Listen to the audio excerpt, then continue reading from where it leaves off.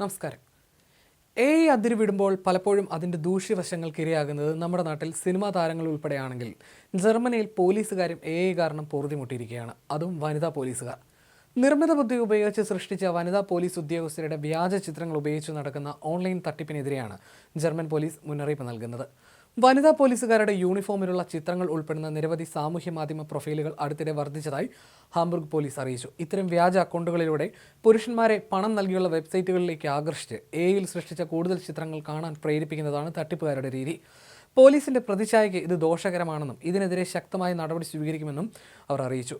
Hamburg പോലീസിലെ വനിതാ സഹപ്രവർത്തകരുടേതെന്ന് കരുതുന്ന നിർമ്മിത ബുദ്ധി ഉപയോഗിച്ച് സൃഷ്ടിച്ച സാമൂഹ്യ മാധ്യമ പ്രൊഫൈലുകളെക്കുറിച്ചുള്ള വർദ്ധിച്ചു വരുന്ന പരാതികൾ ലഭിക്കുന്നുണ്ടെന്ന് പോലീസ് ഒരു പ്രസ്താവനയിൽ പറഞ്ഞു.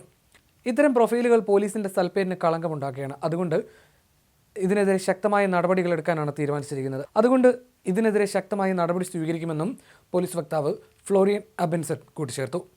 ശരീരഭാഗങ്ങൾ പ്രദർശിപ്പിക്കുന്ന തരത്തിലാണ് പല ചിത്രങ്ങളും. ചില ചിത്രങ്ങളിൽ യുവതികൾ പുരുഷന്മാരോട് ചേർന്ന് നിന്നുകൊണ്ട് പല പോസുകളിൽ നിൽക്കുന്ന ചിത്രങ്ങളും വ്യാജമായി നിർമ്മിക്കപ്പെട്ടിട്ടുണ്ട്. ചില ചിത്രങ്ങളിൽ യൂണിഫോമിന്റെ സിബ്ബ് തുറന്നിരിക്കുന്നതും മറ്റൊരു ചിത്രത്തിൽ ഒരാൾ വനിതാ ഉദ്യോഗസ്ഥരുടെ പിന്നിൽ നിന്ന് ഫോട്ടോ എടുക്കുന്നത് ഉൾപ്പെടെയും കാണാം.